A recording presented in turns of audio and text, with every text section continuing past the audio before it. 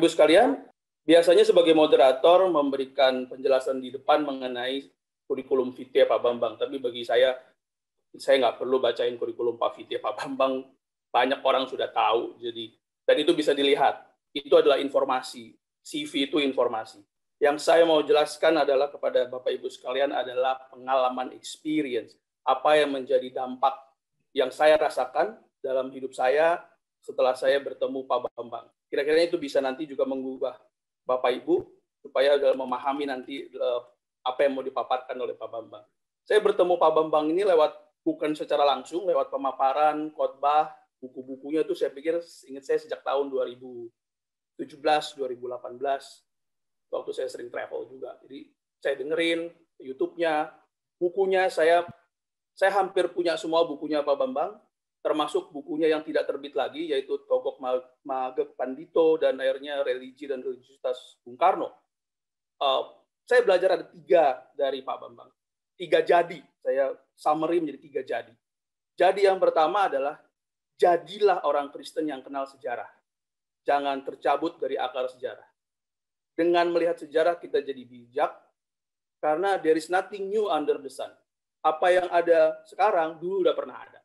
Saksi Yehova itu cuma ganti avatar. Isinya juga Arianisme. Apa itu Arianisme? Nanti Pak Bambang akan jelaskan kepada kita. Jadi yang pertama itu ya, jadi orang Kristen, kenal sejarah. Yang kedua, jadi orang Kristen, jangan minder. Istilah Pak Bambang dalam YouTube dan yang selalu disampaikan, minder wardahet kompleks. Kalau di sini ada opa-oma yang dulu waktu sekolah belajar bahasa Belanda, monggo bisa jelaskan apa itu minder, apa itu wardahet kompleks. Saya pun merasa minder. Saya minder karena saya minoritas, saya minder karena dibilang orang Kristen itu makan babi, saya minder karena Alkitab itu selalu dikatakan dipalsukan, saya minder karena saya tidak bisa menjelaskan Tritunggal. Puji Tuhan, ketiga minder itu berhasil berkurang setelah saya belajar dari apa yang Pak Bambang sampaikan. Saya memahami sebagian, mungkin awal-awal mengenai Tritunggal. Saya berhasil tidak terlalu minder lagi. Itu yang kedua, jadi orang Kristen jangan minder. Yang ketiga, jadi orang Kristen harus punya pikiran bahwa sejarah yang penuh bakti adalah mitra bagi iman yang penuh bakti. Jadi sejarah yang penuh bukti adalah mitra bagi iman yang penuh bakti. Mari belajar sejarah Bapak Ibu, bukan untuk pinter-pinteran atau minterin orang lain, tapi mari belajar sejarah untuk makin mengenal, mengabdi, dan berbakti kepada Allah yang sejati. Cukup dari saya persilakan kepada Pak Bambang Nursena. Shalom. Shalom. Shalom. Pak Bambang. Selamat pagi. Selamat pagi, saudara-saudara. Kita akan membahas tema kita, yaitu dari masa rasuli hingga kontroversi Arius. Jadi kita akan melihat sejarah gereja mulai dari zaman para rasul hingga kontroversi Arius. Tapi saya akan melacaknya dari bagaimana gereja akhirnya terlepas dari agama Yahudi, dari Yudaisme sebagai induknya, faktor-faktor sejarah apa, dan kemudian tantangan apa yang dihadapi gereja. Ada 2 arus besar. Yang pertama adalah yang mau menarik gereja kembali ke Yudaisme. Artinya pemaksaan Taurat dengan segala macam aturan secara yuridis keagamaan atau legisme. Jadi yang menarik kepada Yudaisme kembali. Lalu yang kedua adalah tantangan dari Helenisme, di mana gereja harus menghadapi alam pikiran Yunani yang sangat kuat pada saat itu, yang bercorak panteisme, artinya segala sesuatu itu adalah Allah. Jadi di satu pihak adalah monoteisme Yahudi yang disampaikan dengan berporos pada Taurat. Yang kedua adalah filsafat Yunani yang bertentangan dengan pemahaman Yudaisme dan Kristiani saat itu tentang Allah Sang Pencipta yang Maha Esa. Nah, saudara-saudara, itulah yang mewarnai perkembangan gereja selanjutnya. Jadi kalau kita melihat, sesungguhnya gereja itu muncul pertama kali di Yerusalem pada saat pencurahan Roh Kudus, lalu berkembang ke Antioquia, wilayah Syria. Nah, gereja di Yerusalem itu adalah gereja yang umatnya itu berlatar belakang Yahudi. Sementara gereja yang di Antioquia itu pengikut Yesus yang berasal dari orang-orang yang mayoritas bukan Yahudi. Nah, dua gereja ini kemudian berkembang lagi ke arah barat, ke Roma, yang kemudian melahirkan gereja Roma, lalu gereja Alexandria, karena Rasul Petrus itu setelah menyertai perjalanan Rasul Markus, setelah menyertai perjalanan Rasul Petrus sekaligus menjadi penerjemahnya di Roma, kemudian pergi ke Alexandria dan di sana dia melakukan penginjilan dan berdirilah gereja Alexandria yang sekarang masih dikenal dengan gereja Koptik Ortodoks. Sementara gereja yang di Antioquia sekarang dikenal sebagai gereja Syriak Ortodoks dengan varian perkembangannya, termasuk Katolik Syria, termasuk Maronit, itu semuanya basicnya adalah gereja Antioquia. Sementara yang di Roma itu menjadi sekarang ini Roma Katolik, dan yang satu lagi di Konstantinopel yang sekarang menjadi Ortodok Yunani. Dan nanti setelah gereja menghadapi tantangan ajaran Arius, itu sesungguhnya gereja masih satu. Jadi gereja dengan 5 pusat jurisdiksinya, Yerusalem, Antioquia, Alexandria, Roma, dan Konstantinopel itu masih satu. Jadi kalau ada sebutan gereja Roma, artinya gereja yang satu, yang kudus, yang Katolik dan apostolik. Di sini Katolik itu bermakna sebagai sifat dari gereja. Jadi gereja itu bersifat Katolik, ya, karena gereja itu berlaku bagi semua orang, atau di terjemahan Protestan gereja yang am. Sementara gereja dalam pengajarannya juga adalah gereja yang ortodoks. Dan nantinya istilah ortodoks, istilah Katolik itu menandai dari kata sifat menjadi kata benda. Akhirnya ada gereja ortodoks, gereja Katolik, dan dari gereja Katolik muncul yang namanya gereja Protestan yang lahir dari reformasi terhadap gereja Roma tadi. Nah, oleh karena itu saya memandang perlu untuk kita kembali ke akar. Kita tidak hanya sibuk bertengkar setelah masa reformasi, tetapi kita akan kehilangan sejarah selama 16 abad sebelum reformasi. Baik itu dari aspek teologisnya, sejarahnya, maupun budayanya. Nah, saudara-saudara, gereja di Antioquia itu digembalakan pertama kali oleh Petrus sebelum Petrus menuju ke Roma. Dan kita tahu bahwa di dalam Alkitab, khususnya di dalam kitab Galatia, surat Galatia itu pernah terjadi gap antara gereja gereja Antioquia dan gereja Yerusalem. Gereja Antioquia inilah yang disebut Kristen. Kisah Rasul pasal 11 ayat 26, untuk pertama kali para pengikut Yesus itu disebut Kristianos. Sementara orang-orang Kristen yang berasal dari kelompok Yahudi itu mereka disebut dengan Nosrim, Nesarim, atau diterjemahkan dalam bahasa Arab Nasrani. Nah, tetapi nanti kata Nasrani itu sejak abad keempat juga dibajak oleh kaum bidat yang itu tidak lagi sama dengan Nasrani di abad pertama. Jadi gereja di Yerusalem itu dipimpin oleh seorang rasul yang ada tidak lain adalah saudara Kristus sendiri, yaitu Yakobus. Nah, kemudian ketika gereja meluas ke Antioquia, disitulah kemudian mulai pertentangan yang nyaris memecah gereja. Katakan di sana bahwa orang-orang Farisi memaksa, orang Farisi yang sudah menjadi percaya di Kisah Para Rasul itu memaksakan hukum Yahudi itu kepada orang bukan Yahudi.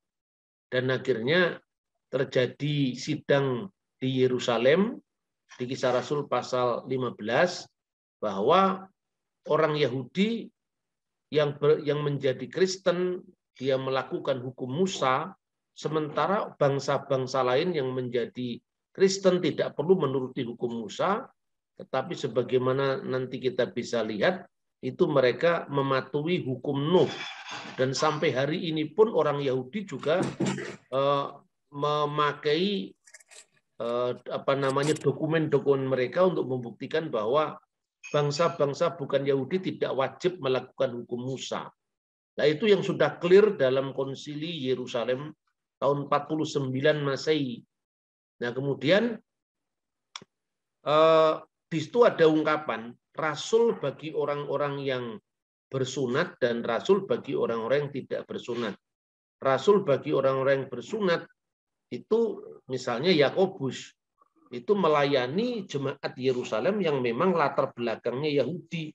Mereka tetap melakukan ibadah pada hari Sabat, tetapi bukan hanya Sabat. Di situ juga ada hari Minggu. Sehingga dalam Kisah Rasul itu dikatakan pada hari pertama minggu itu ketika kami memecah-mecahkan roti, itu maksudnya adalah perjamuan suci atau Ekaristi. Dicatat di dalam Kisah Rasul pasal 20 ayat 7. Jadi pada hari Sabat mereka melakukan ibadah sabda, pemberitaan firman, sementara pada ibadah hari Minggu dia memperingati kebangkitan Kristus yang berpuncak pada Ekaristi, memakan tubuh dan darah Kristus. Mereka tetap disunat. Mereka tetap memiliki dua Paskah. Yang pertama adalah Paskah keluaran dari tanah Mesir, dan yang kedua adalah Paskah Kristen, yaitu penggenapan yang penggenapan dari Perjanjian Lama, yaitu Paskah kebangkitan Kristus. Itu bagi gereja yang di Yerusalem. Sementara bagi gereja yang di luar Yerusalem, tentu dia tidak merayakan Paskah Yahudi lagi. Dia hanya punya Paskah Kristen kebangkitan Yesus, karena yang mengalami istilahnya keluaran dari tanah Mesir itu kan sebenarnya peringatan Paskah nasional bangsa Yahudi. Kalau kita orang Indonesia, Paskahnya 17 Agustus 1945 itu pembebasan kita sebagai bangsa. Tapi pembebasan kita sebagai umat beriman dari kebinasaan menuju hidup yang kekal itulah Paskah Kristiani. Nah, kira-kira seperti itu, saudara-saudara. Kemudian antara tahun 33 ya gereja itu berdiri, semua masih disebut Nasrani, baik itu Yahudi maupun bukan Yahudi. Satu contoh misalnya, Paulus yang disebut rasul bagi orang-orang yang tidak bersunat, disebut sebagai salah seorang pemimpin sekte Nasrani dalam Kisah Rasul 24 ayat 5.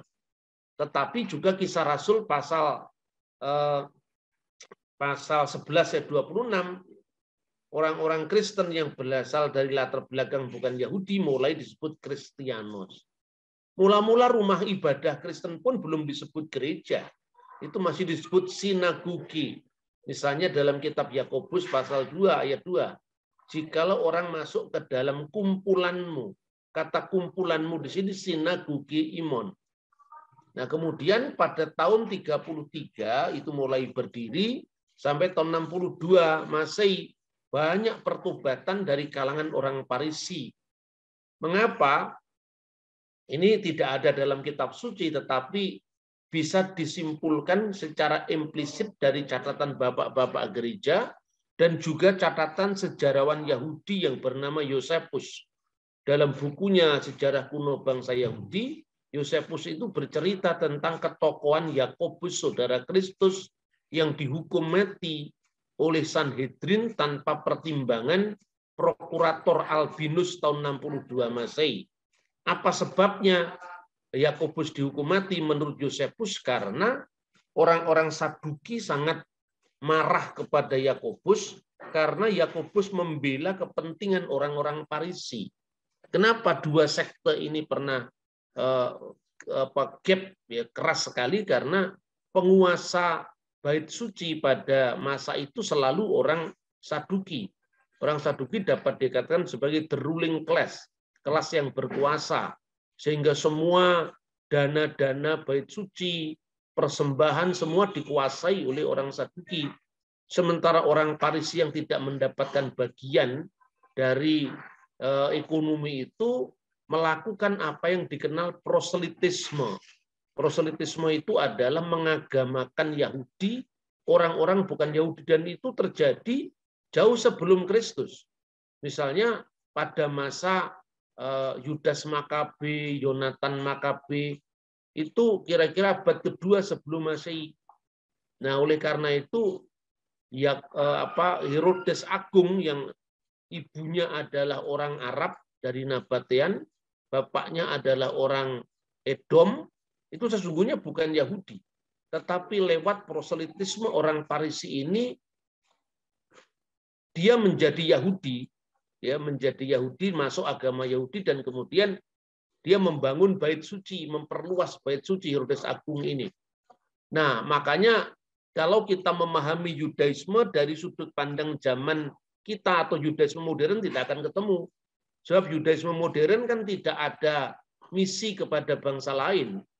Sementara kalau Yudaisme khususnya Farisi karena alasan faktor sejarah tadi jelas ada. Itulah sebabnya Yesus mengatakan, celakalah engkau hai orang-orang ahli Taurat dan orang Farisi, engkau mengarungi lautan dan menjelajahi daratan untuk menubatkan satu orang dalam agamamu, tetapi setelah itu kamu buat dia orang neraka yang lebih jahat dari kamu sendiri. Konteksnya ini adalah proselitisme Farisi ini.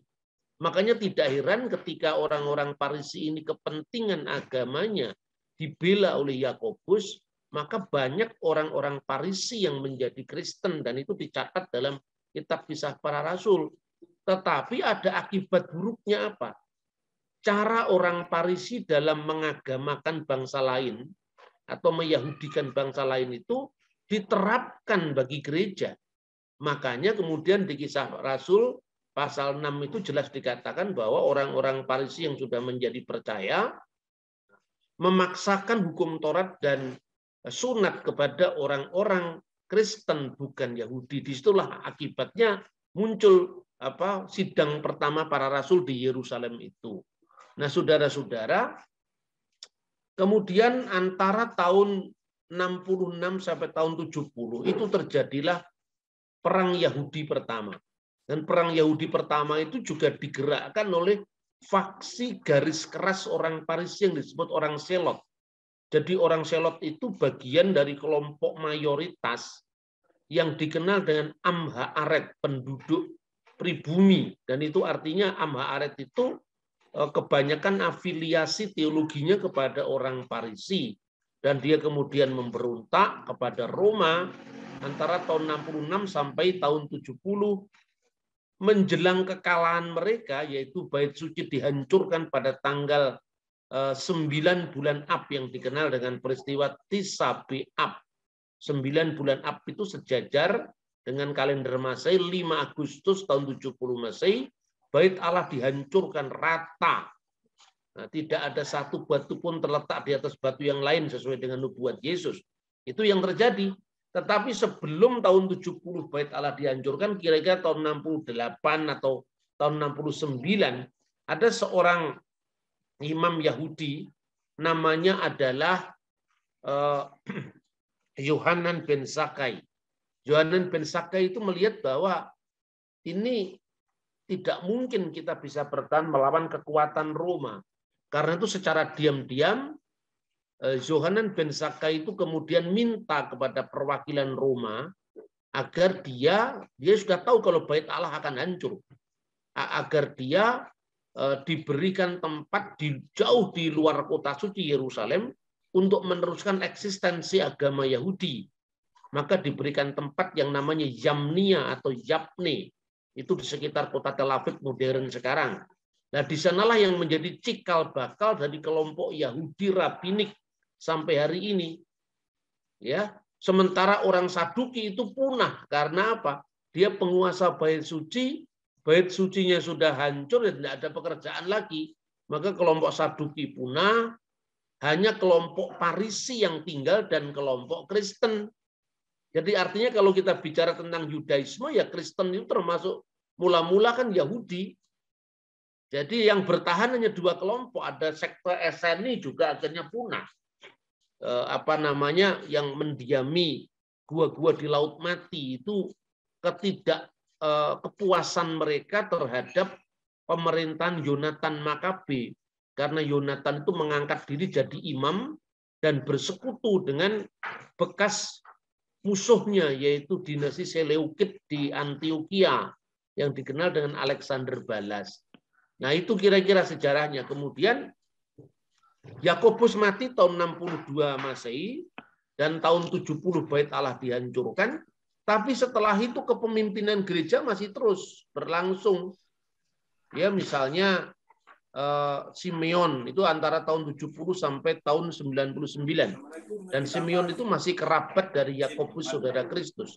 Kemudian Justus pertama, Sakius, Tobias, Benyamin itu sekitar tahun 110 sampai 117 sampai kemudian tahun 134. Nah, ini menarik. Jadi nama-nama pemimpin gereja di Yerusalem itu. Kemudian setelah reformasi Yahudi, pasca runtuhnya Bait Suci, kelompok Kristen Yahudi tadi dikutuk dalam birkat haminim, berkat terhadap orang sesat. Jadi mulai ada konflik antara sesama Yahudi, Yahudi yang tidak percaya Kristus dan Yahudi yang percaya Kristus, yaitu kelompok Nasrani tadi. Maka muncullah kutukan Yahudi terhadap orang-orang Kristen di Yerusalem. Nanti kutukan itu dibalas dengan ungkapan bahwa orang Yahudi telah kehilangan anugerah dari Kristus dan seterusnya itu. Sampai nanti ada aturan gereja, misalnya Sinode Laodikia, di mana seorang imam gereja itu tidak boleh masuk ke sinagog dan seterusnya. Nah, saudara-saudara, kemudian muncul perang Yahudi kedua. Jadi menarik, pada saat perang Yahudi pertama itu sekalipun sudah ada orang-orang Kristen yang mulai mengambil jarak dari kepentingan politik praktis ya, tetapi pada saat perang Yahudi yang kedua antara tahun 135 sampai 132 sampai 135, benar-benar orang Kristen itu mengingat apa yang dikatakan Yesus bahwa hendaklah kamu menyingkir ya, ketika Yesus bicara tentang di mana bait suci itu pembinasa keji itu berdiri di atas bait suci dan seterusnya itu, maka dia pergi ke padang gurun. Itulah awalnya kenapa orang-orang Kristen nanti kemudian semakin jauh hubungannya dengan orang-orang Yahudi. Perang Yahudi kedua itu sempat menang, dipimpin oleh seorang tokoh pergerakan, tokoh revolusi, namanya Simon Bar Kokhba. Nah, pertanyaannya kenapa orang Kristen mundur dari harapan bangsanya untuk melawan Roma? Karena pada waktu itu Rabi Akiba memproklamirkan Simon Bar Kokhba sebagai Mesias Israel. Itulah yang tidak bisa ditolerir oleh orang-orang Kristen keturunan Yahudi, sehingga mereka kemudian meninggalkan kota suci Yerusalem dan hijrah ke suatu tempat, termasuk dari 10 kota Roma yang dikenal dengan Dekapolis, misalnya antara lain Philadelphia yang sekarang menjadi kota aman, kemudian ada lagi Gerasa ya, yang sekarang menjadi kota Ciras, kemudian Pela. Di Pela itulah orang-orang Kristen dari Yerusalem itu kemudian meninggalkan segala macam hiruk-pikuk politik itu. Tahun 132 sampai 135 orang-orang mereka menang ya. Jadi mereka menang, kemudian diproklamirkan Simon Bar Kokhba itu sebagai Mesias. Jadi sempat menerbitkan mata uang. Ini mata uang yang ditemukan sebagai mata uang Bar Kokhba. Jadi Bar Kokhba itu sang putra bintang. Karena menurut Rabi Akiba dia memenuhi nubuat dari bintang akan terbit dari suku Yakub itu dalam kitab Kejadian. Nah, kemudian menerbitkan mata uang, dan kita lihat salah satu sisi dari mata uang itu ada gambarnya Yerusalem Bait Suci yang akan mereka dirikan kembali. Tetapi semua proyek itu gagal. Kemudian teksnya itu disebut sebagai tahun pertama penebusan Israel, atau di dalam teks yang lain juga disebutkan Lihorot Yerusalem, untuk kemerdekaan Yerusalem. Nah, itu yang terjadi. Nah, kenapa orang Kristen itu menolak untuk masuk di dalam perjuangan itu? Karena dia menolak kemesiasan Simon Bar Kokhba. Bagi orang Kristen tidak ada Mesias lain kecuali Yesus Kristus. Nah, kita ulang, maka kemudian gereja yang di Yerusalem itu meneruskan ritus-ritus Yahudi.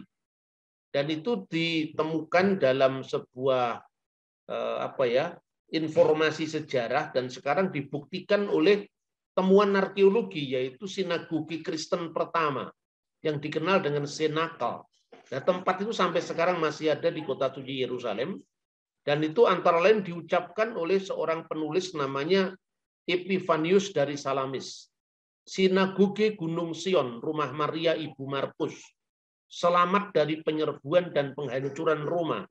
Tahun 70 Masehi, Legiun ke-10 Roma berdiri di antara sinagogi rasul-rasul di Sion. Jadi artinya benar apa yang dikatakan surat Yakobus, bahwa untuk pertama kali kata gereja belum muncul, yang muncul adalah sinagogi. Dan itu yang dikenal dengan sebagai Bet Knesset Haselikim, sinagogi para rasul, maksudnya sinagogi Kristen. Tahun 130 ketika Kaisar Hadrian tiba dan meredakan pemberontakan Yahudi kedua, Yerusalem porak-poranda. Tapi kata sejarawan ini, kecuali beberapa rumah dan rumah Tuhan yang kecil yang berada di Senakel, di mana para rasul pergi ke ruang itu. Dan temuan arkeologi tahun 1948 oleh arkeolog Israel dibuktikan tentang eksistensi sinagogi Kristen ini. Kalau kita pergi ke Yerusalem, kita masih bisa mengunjungi tempat itu. Kemudian yang kedua adalah gereja Antioquia. Inilah eklesia pertama kaum Goyim. Jadi bagi jemaat yang tidak bersunat, mereka mengikuti Misvot Bene Noah. Jadi hukum Nuh. Jadi makanya orang-orang Kristen yang berlatar belakang bukan Yahudi ya tidak terikat imamat pasal 11. Memang dari awal memang tidak terikat. Bagi jemaat yang bersunat melakukan misvot Moshe, termasuk yang diklasifikasi dengan kasrut. Kasrut itu hukum tentang mana yang boleh dimakan, mana yang tidak boleh dimakan, yaitu koser dan lo koser. Termasuk hukum yang dikenal dengan edot. Edot itu maksudnya hukum yang sifatnya peringatan. Misalnya orang Yahudi tidak boleh makan binatang di pangkal paha. Karena apa? Itu memperingati peristiwa Yakub yang bergulat dengan malaikat Allah. Dia memenangkan pergumulannya di hadapan Tuhan, tapi Yakub dipukul pangkal pahanya. Makanya tidak boleh makan pangkal paha. Tapi kalau Anda orang Batak, nenek moyangmu misalnya batu bara, tidak ada kaitan dengan hukum itu. Yang berlaku universal itu adalah hukum yang dikenal mispatim, yaitu hukum jangan mencuri, jangan membunuh, jangan berzina. Itu umum. Kalau Sabat tidak berlaku bagi orang Kristen bukan Yahudi, sekalipun itu berlaku bagi orang Kristen Yahudi. Kenapa? Buktinya hari ini, sampai hari ini orang Yahudi mengenal apa yang dinamakan Sabat Goi, di mana orang Yahudi memperkerjakan orang yang bukan Yahudi untuk bekerja di hari Sabat karena mereka tidak boleh bekerja. Itu artinya apa? Sejak semula memang orang Kristen bukan Yahudi tidak terikat dengan aturan Sabat, yang terikat orang Kristen yang berlatar belakang Yahudi. Nah, kemudian penggenapan dari Amos pasal 9 ayat 11 sampai 12, di mana pada zaman Mesias Yehudim dan Goyim disatukan. Nah, itulah akhirnya yang menjadi deklarasi dari Kisah Rasul pasal 15. Nah, saudara-saudara, makanya sebenarnya pengikut Yesus itu saya ulangi lagi, terdiri dua, yang namanya Nasurayon atau Nasrani, ya Kisah Rasul 24 ayat 5, dan orang-orang Nasurayon ini, orang-orang Nasrani itu masih terbagi dua. Yang pertama adalah yang dikenal dengan Eliniston, yaitu orang Yahudi yang berbahasa Yunani. Misalnya Stefanus, itu kan orang Yunani, orang Yahudi yang berbahasa Yunani. Lalu ada yang disebut Ibraios, orang Yahudi yang berbahasa Ibrani dan berbahasa Aram. Jadi jangan batasi Yudaisme di abad pertama itu hanya berbahasa Ibrani, lalu kita sekarang menjadi Ngibrani, artinya segala sesuatu lebih Yahudi ketimbang orang Yahudi. Karena sejak semula, ya seperti dicatat dalam Kisah Para Rasul, yang disebut golongan orang-orang Kristen yang berlatar belakang Yahudi, itu ada yang disebut golongan Eliniston, Yahudi yang berbahasa Yunani, dan Ibraios, Yahudi yang berbahasa Ibrani atau berbahasa Aram.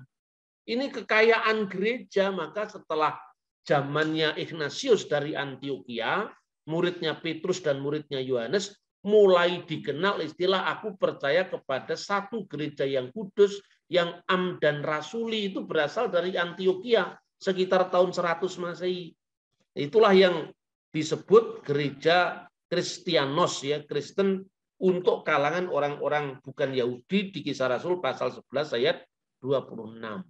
Ini catatan Flavius Josephus di buku 20 ya, pasal 9 mengenai kematian Rasul Yakobus saudara Kristus. Jadi di luar Alkitab itu ada banyak informasi sejarah dan itu tidak berkaitan dengan iman yang mendukung historisitas kitab suci. Jadi sekalipun Alkitab tidak menjelaskan detailnya, tapi ternyata sejarawan sekuler menjelaskan itu. Nah, inilah yang dikenal dengan kutukan terhadap orang Kristen, itu yang dilakukan di Yamnia oleh sebuah sinagog Yahudi, konsili Yahudi, Vehanostrim dan orang-orang Nasrani, Vehaminim dan orang-orang sesat yang lain, Yufetu Yimehu Misefer Hakayim, ya, Ve'im Sadikim al-Yikatifu. Kiranya kaum Nasrani dan kaum sesat seketika binasa dan dihapuskan dari kitab kehidupan dan tidak tercatat di antara orang-orang yang benar. Nah, itu kisah-kisah yang bisa, sejarah yang bisa kita teladani, bagaimana ketika gereja itu mengalami perpecahan, maka di situ sebetulnya selalu kita harus melihat kembali akarnya apa ya. Ini adalah perang Yahudi pertama, gambaran tentang bagaimana orang-orang Roma merampas meja sajian di Bait Suci, menorah dan dibawa ke Roma. Dan monumen ini sekarang ada di gerbang kota Roma. Kemudian, lalu mulai terjadilah pemisahan antara Yahudi dan Kristen. Ya, misalnya, kenapa orang Kristen menjadi sangat konflik dan dibenci sama orang Yahudi? Itu sejarahnya begini. Pertama, orang Kristen itu dianggap telah meninggalkan mereka ketika mereka sedang berjuang melawan Roma. Tetapi kenapa orang-orang Kristen sebagian besar itu meninggalkan Yerusalem dan kemudian pindah ke Pela? Itu karena orang Kristen menolak kemesiasan Bar Kokhba. Dan ketika kemudian Bar Kokhba dikalahkan oleh Roma bersama Rabi Akiba juga mati di sana, Roma mengeluarkan aturan. Aturannya apa? Di mana orang-orang Kristen tidak boleh, orang-orang Kristen orang-orang Kristen Yahudi tidak boleh tinggal di kota suci Yerusalem untuk selama-lamanya. Tetapi ada aturan yang aneh. Di mata orang Yahudi tidak aneh. Orang-orang Kristen yang berlatar belakang bukan Yahudi boleh tinggal di Yerusalem. Dan ketika itu Yerusalem disebut ganti namanya dengan Alia Capitolina. kota yang dipersembahkan kepada dewa Jupiter. Ini mata uangnya yang ditulis dengan Alia Capitolina. Kemudian kota Yerusalem diubah dengan kota Alia Capitolina. Kemudian provinsi Yudea dipersatukan dengan wilayah Syria oleh Kaisar Hadrianus dan dinamai dengan nama baru Palestina. Ini yang sangat menyakitkan orang Yahudi karena nama Israel dihapus diganti dengan musuh bebuyutannya yaitu orang Filistin. Jadi yang menyebut Palestina itu pertama kali adalah Kaisar Hadrianus tahun 135 Masehi. Nah, sejak saat itu literatur dunia itu menyebut Palestina, tidak menyebut Israel. Misalnya tulisannya Lucianus dari Samosata. Kaum Kristen itu bergaul dengan para imam dan ahli kitab mereka di Palestina.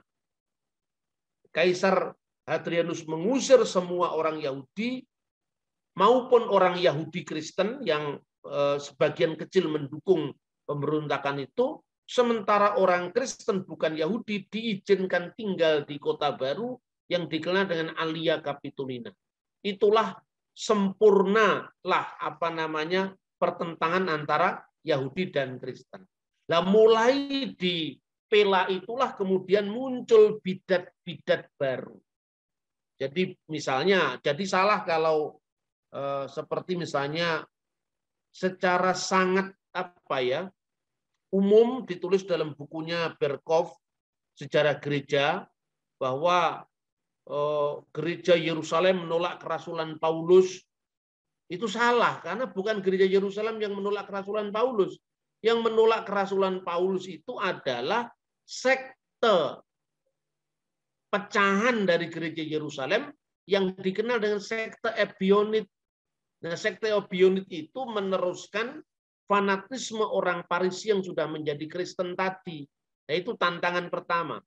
Karena menghadapi tantangan itu, maka mulailah gereja menentukan arahnya sendiri. Salah satunya misalnya, kalau orang Yahudi dulu berpuasa pada hari Senin dan Kamis misalnya, itu dikatakan Senin dan Kamis dan Senin setelah Paskah misalnya.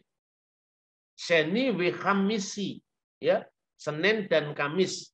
Waseni akhir Hapesah, dan hari Senin setelah Paskah atau setelah perayaan Sukot, ya, itu harus berpuasa, yaitu akhir Hak Hasukot, itu harus berpuasa.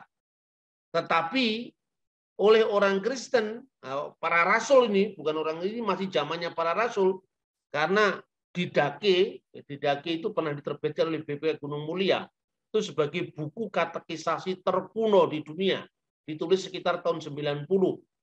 Ya, kalau saudara masih bisa sempat mencari, itu pernah diterbitkan oleh BPK Gunung Mulia, kalau tidak salah diterjemahkan oleh Pendeta Kuiper.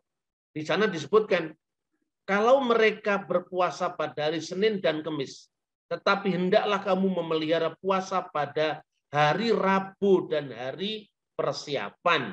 Yang dikenal hari persiapan itu adalah hari Jumat, Jumat Agung, sementara Rabu itu Rabu Abu. Ini menjadi aturan-aturan gereja mula-mula sebagai salah satu penegasan identitas mereka bahwa mereka adalah orang pengikut Yesus yang merefleksikan seluruh iman dan ibadah mereka menurut jalan salib Kristus, tidak lagi menurut hukum rabi-rabi Yahudi. Nah, kemudian selain muncul kelompok Ebionit, muncul misalnya kelompok Basilides. Ini yang berasal dari pemahaman bahwa orang Yunani, misalnya manusia itu berada di dalam sebuah dunia yang kotor. Ketika dia kembali kepada Tuhan itu tidak mungkin kalau tidak melalui perantara. Yang pengantara ini entitas yang bukan Allah dan bukan manusia. Itu yang disebut demiurgos. Karena itu Kristus itu menurut ajaran kaum Gnostik, kemudian Doketisme, kemudian Basilides, itu tidak benar-benar jadi manusia. Kristus itu hanya menyamar seperti manusia. Makanya doketisme itu dari dukein, tampaknya manusia. Itulah yang kemudian dikembangkan pada abad ketiga, antara lain oleh sekte sesat yang namanya Basilides. Basilides itu mengatakan bahwa karena Yesus itu bukan manusia sepenuhnya, tidak mungkin dia disalib. Yang disalib itu Simon dari Kirene. Makanya dia mengatakan, karena itu Yesus sendiri tidak bisa menderita kematian. Simon dari Kirene yang dipaksa untuk memikul salib sebagai ganti dia, sehingga dia diubah rupa olehnya hingga dianggap Yesus dan disalibkan karena ketidaktahuan kesalahan, karena ketidaktahuan dan kesalahan. Padahal Yesus yang diserupakan wajahnya menertawakan mereka yang seolah-olah menyalibkan dia. Nah ini dampak dari alam pikiran Yunani yang tidak mengakui realitas kemanusiaan Yesus. Maka kemudian ada cerita Yesus yang diserupakan dengan Yesus itu yang disalibkan dan bukan Yesus. Ini teori baru muncul pada abad ketiga. Pada abad pertama, kedua, tidak pernah ada satupun fakta sejarah yang menyangkal penyaliban Yesus. Kemudian pada abad keempat, ini sebelum konsili Nikia ya, itu muncul sekte Nasrani Mandeyan yang tidak mempercayai Yesus sebagai Sang Mesias. Bahkan Yesus itu menyebut Mesias palsu. Kitab sucinya namanya Haran Gawaita. Setelah Yesus dikandung tanpa suami oleh Maryam, putri Musa, Dela Yahib Maryam Bat Musa. Itu tertulis dalam bahasa Aram. Selama 9 bulan maka lahirlah Yesus Sang Mesias. Di sinilah dianggap bahwa Musa, Harun dan Miriam itu satu kerabat, padahal Maryam ibunya Yesus beda dengan Miriam dalam Perjanjian Lama. Tapi di dalam kitab Haran Gawaita dari abad keempat itu yang dipercayai oleh kaum Nasrani Mandayan itu dianggapnya Maria ibu Yesus itu ya Maria yang sejaman dengan Musa itu. Miriam yang sejaman dengan Musa. Menyebut sekte mereka sudah ada sebelum kehancuran Bait Suci tahun 70 katanya. Rujukan tentang Yesus di sini jelas ahistoris. Lalu muncul lagi kelompok yang namanya El-Kesaid, didirikan oleh Nabi El-Kesai. Pada zaman Paus Calictus tahun 217 sampai 222, ada seorang bernama Alkibiades yang datang dari Persia dan membawa kitab suci yang katanya diturunkan kepada Nabi El-Kesai lewat seorang malaikat yang tinggi badannya 96 mil, lebar badannya 16 mil, dan jejak langkahnya sejauh 14 mil. Mereka percaya bahwa Taurat dan Injil, tapi menolak konsep kerasulan sebelumnya. Sebab El-Kesai sendiri adalah nabi yang menyempurnakan nabi-nabi dan rasul-rasul sebelumnya. El-Kesai juga menolak kerasulan Paulus. Satu lagi, agama yang dikenal dengan agama Manikianisme, lahir dari keluarga Zoroaster atau Majusi. Mulai umur 12 tahun mendapatkan pencerahan dan akhirnya menjadi seorang nabi. Dia menamakan ajaran agamanya Dinna Nuhra, agama terang. Dan kitab sucinya namanya Evangelion Demani. Ajarannya ada 3 Yesus. Wa itauhun telata iso. Yang pertama iso jiwa, Isa sang pencerah. Yang kedua iso Masiha, Isa sang Mesias. Dan berikutnya Isa patibilis, Isa yang menderita. Iso siwa, Yesus praeksisten yang mengajari Adam manusia pertama tentang jati dirinya sebagai percikan ilahi. Ini jelas pengaruh agama, pengaruh filsafat Yunani. Isu Mesiha, yaitu nabi historis Mesias Yahudi yang datang sebelum Mani. Lalu isu Patibiris, Yesus yang menderita. Penderitaan Yesus hanya sebagai percontohan penderitaan manusia, tapi tidak benar-benar menderita. Mani inilah yang menyebut dirinya Kut Mata dan Nebye, the seal of the prophet, yaitu sebagai nabi penutup, atau dia menyebutkan sebagai Kut Mata Deslihi, rasul yang terakhir, nabi terakhir dan penyempurna agama sebelumnya dan ajaran yang dibawa mulai dari zamannya Adam hingga zamannya Yesus. Dan dia juga mengaku diri sebagai Parakletos, sang penghibur yang dinubuatkan Yesus dalam Injil Yohanes. Itulah situasi, tapi masih banyak ya, situasi-situasi agama, ajaran sebelum konsili Nikea. Maka tidak heran kalau Arius itu berada di dalam ketegangan antara berbagai macam aliran tadi. Dan Arius lebih condong ke Yunani, ke filsafat Helenisme. Ya, misalnya ya, apa sih akarnya konsili Nikea itu? Sehingga gereja harus serius menghadapinya, dan ini pengalaman pertama gereja setelah sidang para rasul. Dan konsili Nikea itu juga meneruskan kebijakan para rasul dalam kejadian dalam Kisah Rasul pasal 15. Atas putusan Roh Kudus dan putusan kami. Jadi Roh Kudus berbicara lewat komunitas gerejawi, tidak lewat orang per orang, secerdas apapun orang itu. Arius dikabarkan menentang Patriark Alexander dari Alexandria. Dia mengatakan tentang firman itu adalah ciptaan belaka. Dia terkenal dengan ungkapannya hoti en poti hote oken. Karena waktun lam yakun fihi. Ada waktu di mana putra Allah pernah tidak ada. Nah, ini jadi masalah kalau Allah bersama dengan firman-Nya dan firman-Nya pernah tidak ada. Berarti ada waktu di mana Allah ada tanpa firman. Ini tidak mungkin. Sebab kalau pernah Allah ada tanpa firman, berarti Allah pernah tidak maha kuasa. Baru setelah itu menjadi kuasa karena ada firman. Lalu siapakah yang menciptakan firman? Jikalau Allah menciptakan segala sesuatu dengan firman-Nya. Ini kira-kira keganjilan dari ajaran Arius.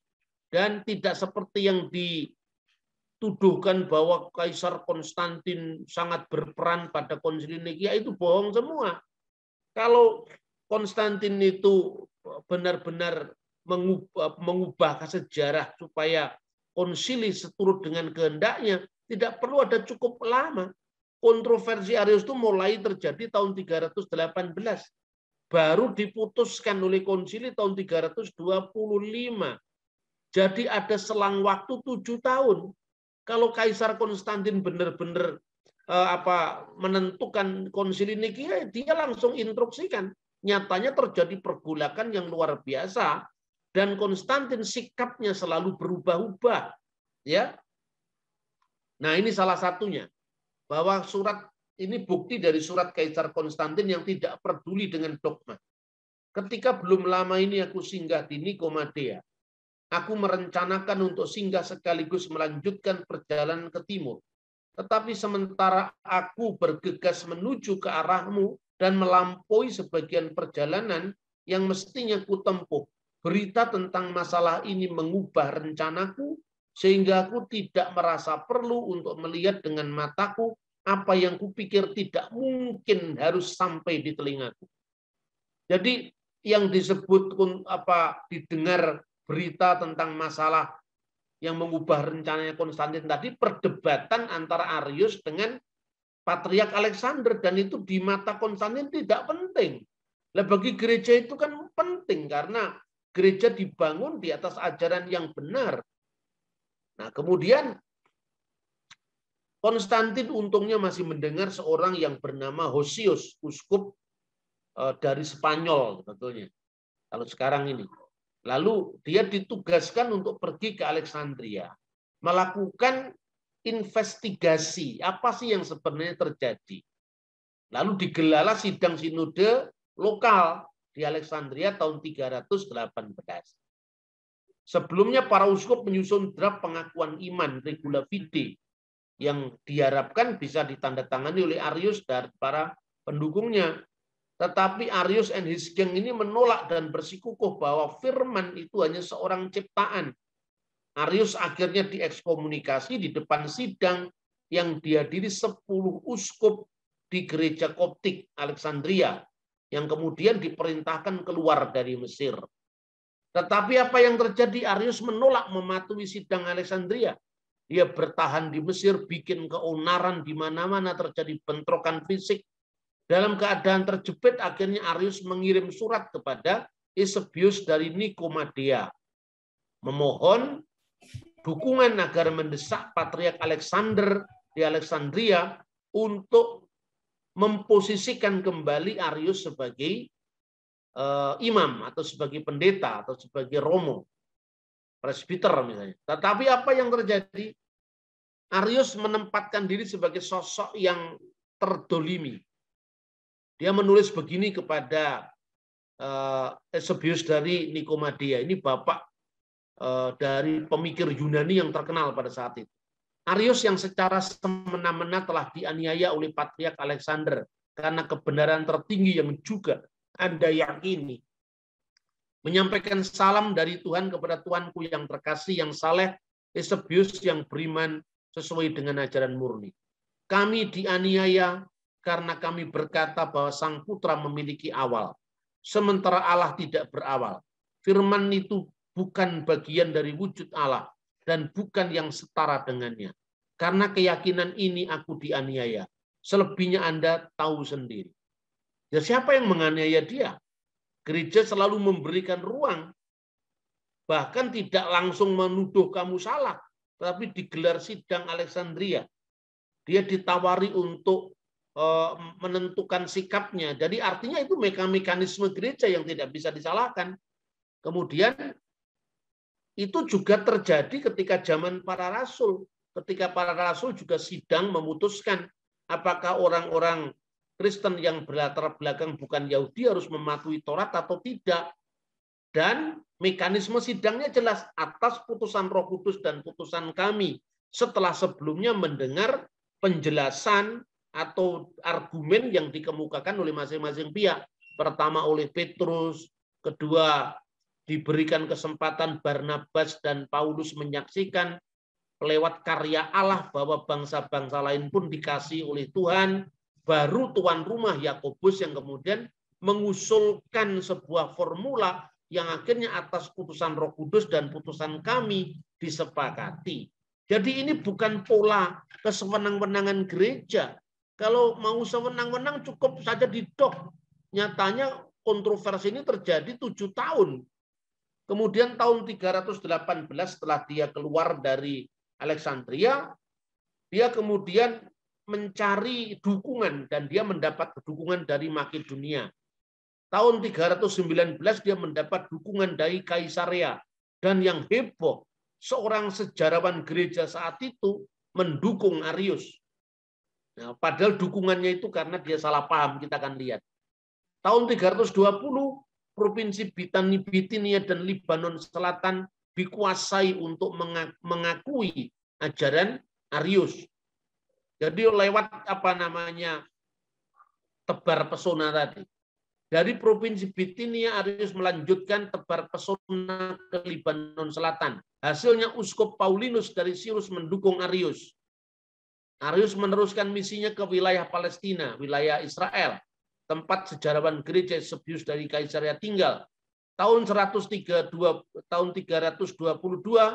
Eusebius dari Kaisarea berhasil menggalang dukungan para uskup di kotanya.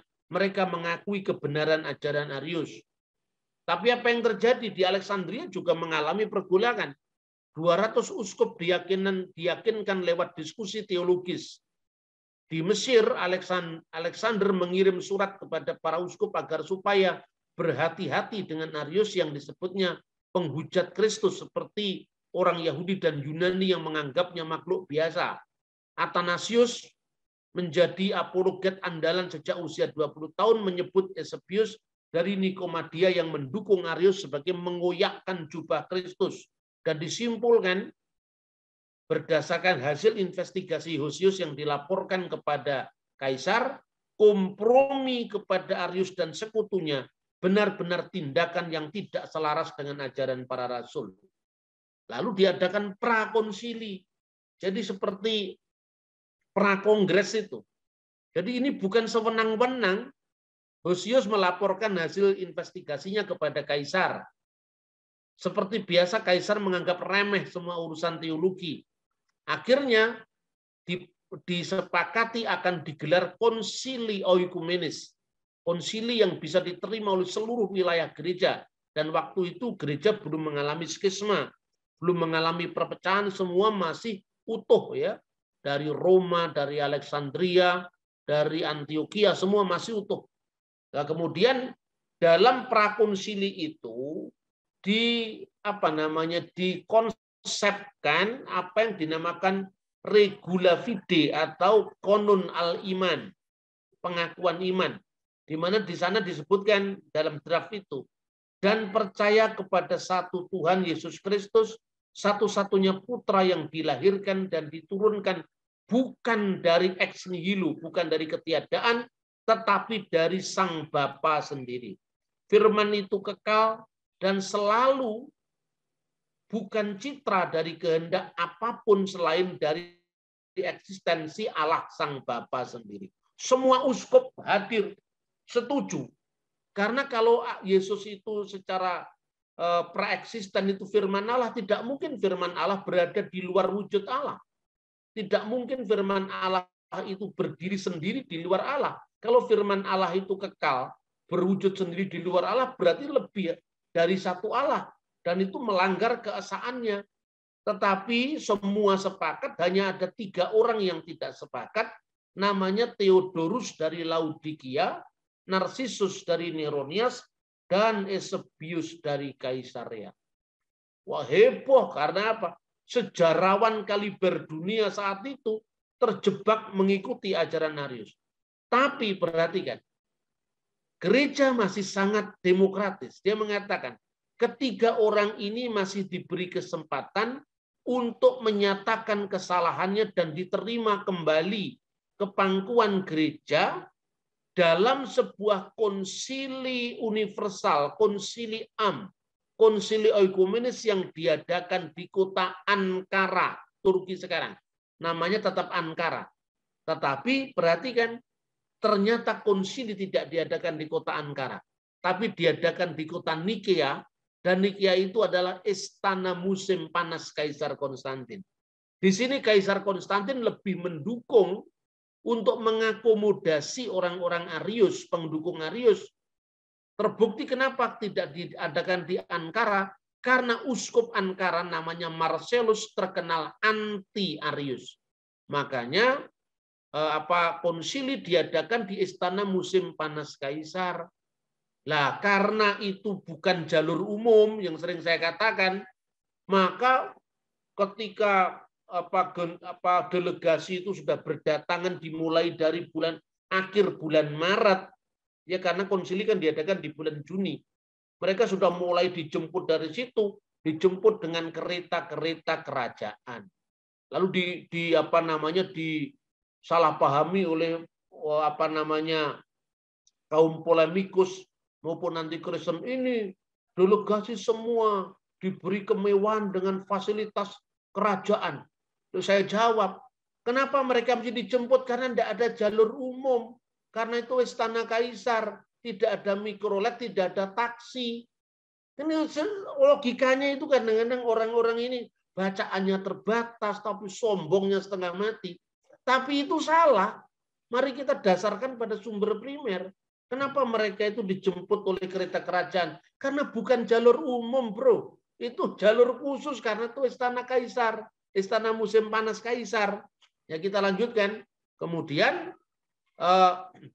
pada konsili itu jelas bahwa dibacakan kutukan terhadap ajaran-ajaran yang menyangkal firman Allah itu adalah ciptaan. Nah, ternyata sekarang terbuka. Kenapa Eusebius itu mendukung Arius? Karena Arius pintar tebar pesona. Dia menundukkan diri sebagai seorang teraniaya. Dan ketika dalam pertemuan dengan Eusebius dari Kaisarea, dia mengatakan, sebetulnya perbedaan saya dengan Patriark Alexander tidak terlalu serius kok. Kami mengakui bahwa Yesus itu adalah anak sulung. Wah, Arius mengaku Yesus itu anak sulung dari segala ciptaan Allah. Eusebius mikirnya, oh yang sulung di sini berarti Arius masih mengakui superioritas Yesus. Padahal kata anak sulung itu kan bisa ditafsirkan beragam. Sampai hari ini pun ketika gereja menafsirkan yang sulung artinya bahwa Kristus itu adalah sebagai Sang Firman yang mengawali segala sesuatu. Karena kesulungan itu dalam budaya timur, ya Bechor, itu artinya bukan hanya senioritas di bidang umur, tapi juga senioritas pada posisi. Makanya ada hak kesulungan yang diperebutkan karena anak sulung itu bukan sekedar lahir pertama kali. Makanya Yakub yang sesungguhnya bukan lahir pertama, tetapi bisa menerima hak kesulungan. Karena kesulungan itu artinya bukan yang lahir pertama, seperti wayang Jawa, Ontorejo, anaknya Werkudara, adiknya Gatotkaca, dan Antasena, bukan itu. Kesulungan itu artinya dia berhak menjadi pemimpin mezbah keluarga. Dia mewarisi berkat orang tuanya dan menerima warisan 2 kali lipat. Esau mikir hak kesulungan cuma warisan 2 kali lipat, tapi berkat orang tua dan pemimpin mezbah keluarga dilalaikan. Inilah maknanya anak sulung. Jadi itu salah paham seperti setelah itu Eusebius dari Kaisaria menandatangani hasil konsili Nikea karena dia mula-mula salah paham kenapa Alexander terlalu serius menghadapi Arius. Nah, selain Eusebius dari Kaisaria yang akhirnya menerima konsili Nikea, Hosius dari Cordoba, pemimpin sidang, juga memberi kesempatan kepada Arius untuk mengemukakan pendapatnya. Konsili yang terdiri dari 318 orang mengajukan pengakuan iman. 315 setuju, 3 menolak. Yang menolak itu Arius, Theonas dari Marmarika, dan Secundus dari Ptolemais. Arius dianatema dan dibuang ke Iliria. Buku Arius Thalia dibakar. Jadi ingat, tidak pernah ada pembakaran Alkitab seperti yang dibuat cerita hoax tapi digemari laris manis seperti Da Vinci Code. Yang dibakar pada Konsili Nikea hanya 1 buku sebagai simbol penolakan ajaran Arius, yaitu bukunya Arius sendiri yang judulnya Thalia. Bukan Alkitab yang dibakar. Jadi mesti kita harus membaca sumber primer. Lalu ditetapkan inilah bunyi Konsili Nikea. Kami percaya kepada satu-satunya Allah, Theos, Sang Bapa, Pantokrator, pencipta segala sesuatu yang kelihatan maupun yang tidak kelihatan, dan kepada satu-satunya Kurios, Tuhan Yesus Kristus, Putra Allah yang tunggal, yang dilahirkan dari Bapa, yaitu dari zat Sang Bapa, dari usia Sang Bapa, dari hakikat Sang Bapa, Allah dari Allah yang benar, dilahirkan bukan diciptakan, karena sebelum firman itu menyatakan siapa Allah, ya Allah itu tidak ada seorang pun yang pernah melihat, Yohanes 1:18, tapi anak tunggal yang di pangkuan Bapa, dialah yang menyatakannya, yang mewahyukannya. Tapi sebelum firman keluar dari wujud Allah, firman sudah ada pada diri Allah. Sebelum Soekarno melahirkan ide yang namanya Pancasila, pikirannya sudah ada di wujudnya Soekarno. Ketika saya melahirkan pemikiran saya, melahirkan gagasan saya lahir dari diri saya, pikiran saya tidak habis karena gagasan saya keluar dari diri saya. Itulah yang dikatakan dilahirkan tidak diciptakan. Segala yang ada di langit dan yang ada di bumi, yang demi kita manusia dan demi keselamatan kita, telah turun dan menjelma menjadi manusia yang menderita dan bangkit pada hari ketiga dan naik ke surga dan datang kembali untuk menghakimi orang hidup dan orang mati, dan kami percaya kepada Roh Kudus. Tidak sepenuhnya sama dengan Konsili Konstantinopel yang nanti kita pelajari berikutnya, ya. Tapi mirip, tentang Roh Kudus belum diberikan penjelasan. Tetapi setelah aku percaya kepada Roh Kudus, lalu disertai anatema terhadap Arius. Sedangkan tentang mereka yang berkata, pernah ada waktu di mana firman Allah belum ada. Dan sebelum dia dilahirkan, ia tidak ada. Dan firman itu berasal dari tidak ada kemudian menjadi ada. Dan juga mereka yang menyangkal putra Allah memiliki wujud lain atau zat lain selain dari Allah. Atau firman itu diciptakan. Atau firman itu dapat berubah.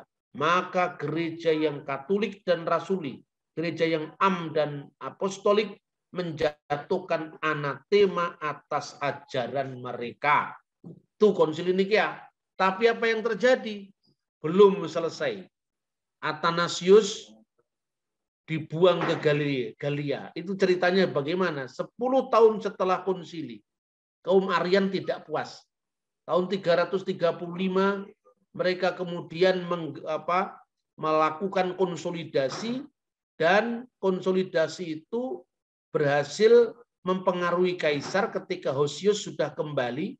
Hosius yang selama itu didengar oleh kaisar kembali ke negerinya Spanyol, lalu melalui sosok Eusebius dari Nikomadea, kaisar terus didesaknya dengan memfitnah Athanasius dari Alexandria yang katanya menghentikan pasokan gandum dari Mesir menuju ke ibu kota Konstantinopel untuk menggagalkan konsili Tirus yang digagas oleh kaum Arian.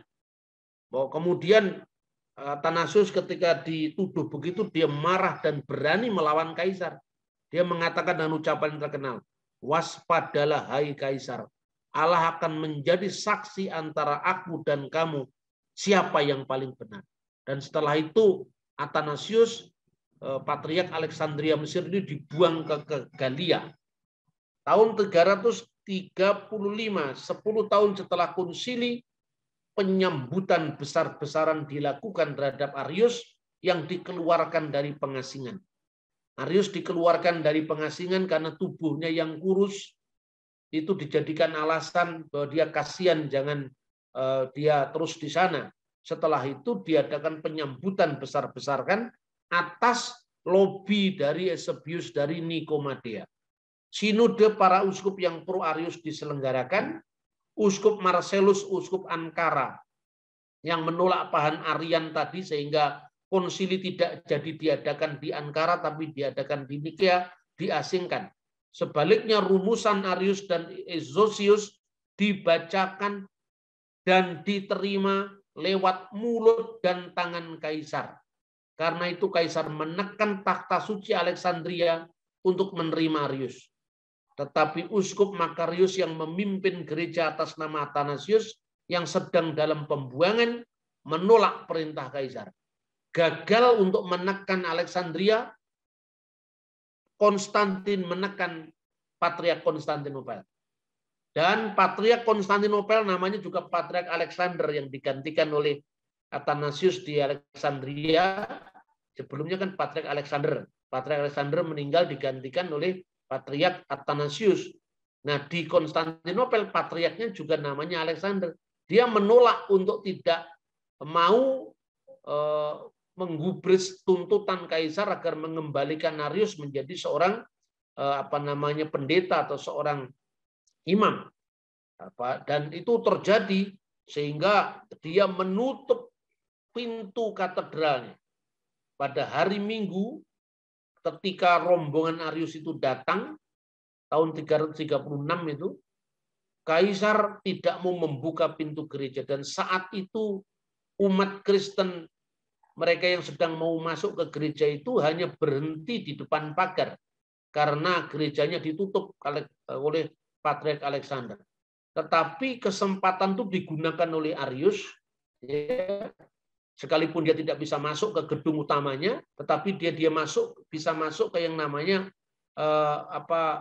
Konstantin Forum. Itu sebuah tempat yang terpisah dari gereja itu, tetapi sambil dia berkhotbah kepada para orang Kristen yang menunggu di halaman, sementara Patriark Alexander berdoa di ruang doanya agar Tuhan memberikan keajaiban, karena yang dilawan dia adalah seorang kaisar.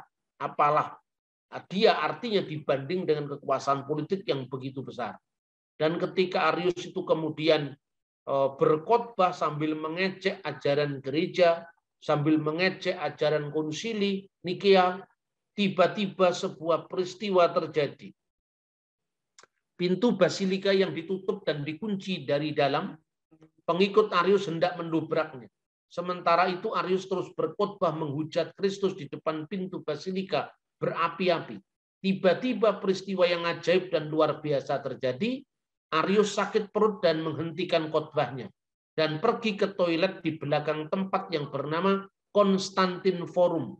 Lama sekali tidak keluar, dan ternyata setelah didobrak pintunya, Arius mati terkapar di kamar mandi. Katanya Athanasius, doa Alexander telah dikabulkan Tuhan. Bahwa Arius memegang kartu as kalau kita bermain kartu itu. Tetapi ketika itu Arius mati, maka ajarannya punah untuk sementara waktu. Dan itu dicatat oleh sejarawan yang sejaman, namanya Sokrates Scholastikus. Nah, inilah sejarahnya Konsili Nikia dengan segala dinamikanya. Semoga ini bisa memberikan cerminan bagi kita untuk kita bisa berhati-hati di dalam kita mengajarkan iman kepada orang lain. Tuhan memberkati. Terima kasih. Terima kasih Abah. Luar biasa, kita kasih applause, kita kasih apresiasi buat Abah untuk penjelasannya yang luar biasa. Dan ternyata Bapak Ibu sekalian, gereja kita dari dulu sampai sekarang tuh sudah menghadapi banyak perbedaan-perbedaan. Bukan cuma baru sekarang banyak perbedaan. Dari zaman dulu ternyata perbedaannya kencang sekali. Dan puji Tuhan gereja kita selalu punya cara dan mekanisme untuk menghadapi perbedaan-perbedaan tersebut dan juga menjaga doktrin yang benar. Jadi kalau kata Abah selalu tuh jadi orang Kristen juga jangan kagetan gitu ya, Bah. Kalau ada hal-hal baru, ada hal-hal perbedaan gitu ya.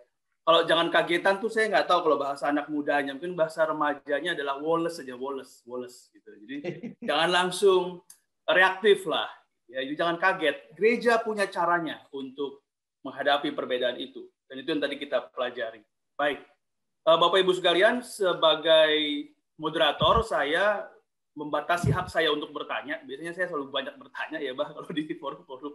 Tapi karena saya moderator, saya membatasi diri bertanya kali ini dan menyerahkan ke Bapak Ibu sekalian untuk bertanya. Kita ada 3 sesi ke depan. Ini sesi pertama. Sesi kedua mengenai Konsili Nisia dan Reformasi. Sesi ketiga mengenai apologetika. Ada 117. Saya yakin Bapak Ibu semua punya pertanyaan. Saya akan batasi nanti pembahasan kita sampai jam 11 atau mungkin lewat sedikit. Jangan khawatir. Di sesi 2, sesi 3 Bapak Ibu masih bertanya, nanti tolong join lagi.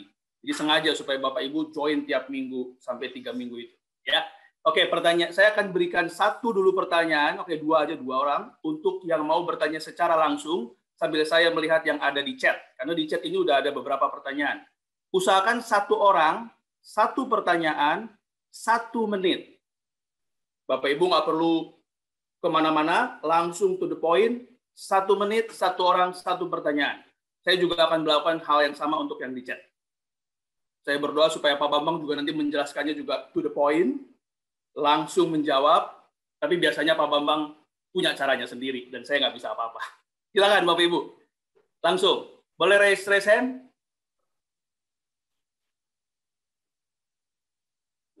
Yang mau bertanya langsung, buka mic-nya. Ada?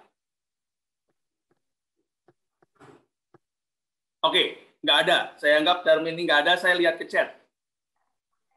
Pak Bambang, ada pertanyaan dari Bu Sylvia Puspitasari.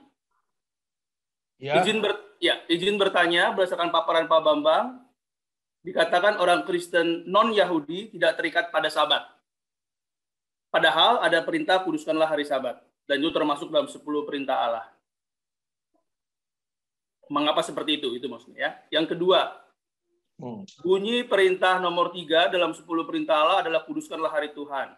Padahal hari Tuhan adalah Minggu. Sedangkan Sabat adalah Sabtu. Apakah ada perubahan?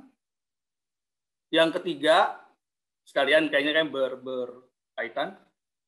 Apakah hukum najis tahir masih berlaku? Misalnya untuk wanita yang melahirkan, apa harus menunggu masa nifas baru boleh beribadah ke gereja? 3 pertanyaan, Pak. 1 mengenai hari Sabat. 2, hari Sabat itu hari Minggu. Kenapa jadi Sabtu? Apa berubah? 3, hukum najis dan tahir. Silakan, Pak Bambang. Iya, terima kasih. Jadi kita ini kan selama ini memahami kitab suci itu dalam kacamata orang modern.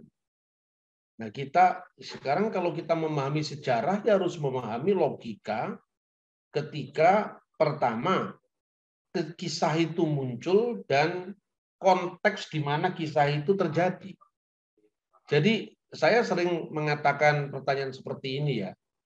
Kalau Anda mau membaca kitab suci secara letterless, kita akan gagal. Ya, misalnya terjadi perintah Tuhan untuk membunuh bangsa Amalek. Coba kalau itu kita tidak lihat latar belakangnya. Apa Tuhan itu begitu haus darahnya? Kan? Itu dilihat pada konteksnya. Begitu juga 10 perintah Tuhan itu semua hukum Yahudi termasuk 10 perintah Tuhan itu mengandung 3 aspek. Dan di dalam Alkitab 3 aspek itu disebut peringatan-peringatan, ketentuan-ketentuan, dan peraturan-peraturan. Peringatan-peringatan itu ha-edot. Ketentuan-ketentuan itu ha-hukim. Dan peraturan-peraturan itu adalah ha-mispatim. Apa yang disebut peraturan-peraturan? Peraturan-peraturan itu hukum yang bersifat umum. Itu berlaku bagi semua orang. Apapun agamanya, apapun alirannya berlaku.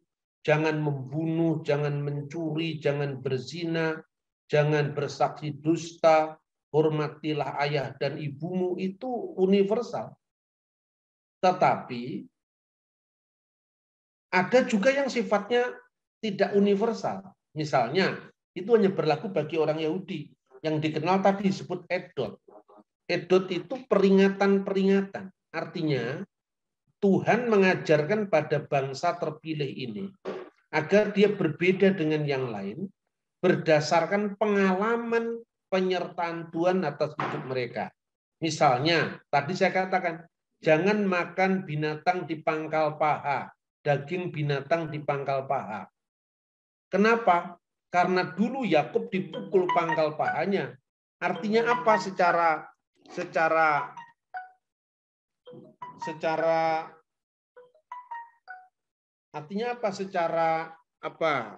historis, agar orang Israel mengingat kegigihan perjuangan dari Yakub. Jadi seperti nenek moyangmu, itulah seharusnya kamu. Tetapi kalau nenek moyang saya suruh menggolong, tidak ada kaitannya dengan nenek moyang saya dipukul pangkal pahanya oleh malaikat. Gitu loh artinya. Kemudian orang Israel disendirikan, itu dikuduskan supaya berbeda dengan bangsa lain. Makanya jangan makan daging bersama susu induknya. Karena apa? Itu simbol penyembahan berhala bangsa Kanaan. Supaya berbeda dengan mereka. Nah, pengalaman seperti ini kan pengalaman historis bangsa Israel. Nah, yang ketiga baru kemudian hukim. Hukim itu artinya apa? Hukum tanpa alasan. Alasannya hanya pokoknya kamu taat karena kamu nggak boleh makan, ya jangan dimakan. Seperti Adam dan Hawa tidak boleh makan buah pengetahuan yang baik dan yang jahat. Tanpa deskripsi itu buah apel apa buah durian. Pokoknya tidak boleh, ya jangan dimakan. Gitu loh. Itu yang disebut imamat pasal 11, termasuk sabat, itu termasuk hukum khusus. Kenapa hukum khusus? Ya, pertama sekarang orang Yahudi ini dari zaman dulu Anda melihat data-data dari dokumen Laut Mati, dari tulisan Josephus sampai Yahudi sekarang. Jadi orang Kristen jangan bikin aturan sendiri di mana memahami aturan ini menurut alam pikiran orang Eropa abad 17, abad 18. Ya Anda tidak bisa memahami alam pikiran orang Jawa zaman Majapahit berdasarkan undang-undang KUHP sekarang. Karena alam pikirannya beda. Dan kalau saya bicara hanya tafsir, tentu itu kan keinginan saya. Tapi ketika saya selalu bicara ada gambar manuskripnya, ada prasasanya, masa begitu, Anda tidak percaya. Lalu dokumennya dari mana? Tafsiran itu kan itu kan. Nah sekarang hukum itu pokoknya tidak ada alasan. Tapi pertanyaannya nggak ada alasan itu kenapa? Yaitu bukti bahwa kamu beriman apa tidak sama Tuhan. Tapi orang Yahudi mencari alasan itu. Misalnya seorang Yahudi yang bernama Pilu, dia hidup lahir tahun 20 sebelum Masehi, meninggal tahun 50 setelah Masehi. dalam bukunya The Special Law, hukum khusus, buku keempat ini hidup di abad pertama. Orang Yahudi ini bilang, kenapa kita tidak boleh makan babi sementara yang lain boleh makan babi? Karena menurut Philo, babi adalah binatang yang paling enak dari semua binatang yang memakan, bagi yang memakannya. Jadi bagi Philo, dia tidak makan, tetapi dia mencari alasan kenapa tidak boleh makan. Lalu dia teriak, lihat orang Israel. Di tengah padang gurun, mereka kesulitan sedikit bersungut-sungut. Yang mereka bayangkan air, buah-buahan yang melimpah di Mesir, sekalipun mereka jadi bangsa budak. Tapi kesulitan sedikit mereka memberontak terhadap Musa, yang dibayangkan adalah kendi yang berisi daging. Makanya kalau Tuhan memberikan daging babi yang lebih enak daripada daging binatang yang lain, itu Eksodus bisa gagal. Itu katanya Philo. Ini bukan kata saya, ini ditulis di abad pertama Masehi itu. Kemudian yang kedua, ada rabi-rabi yang lain. Misalnya mengatakan begini, kenapa babi dilarang? Karena setiap orang Israel, dalam ritus bangsa Israel, setiap anak sulung itu harus dipersembahkan kepada Tuhan.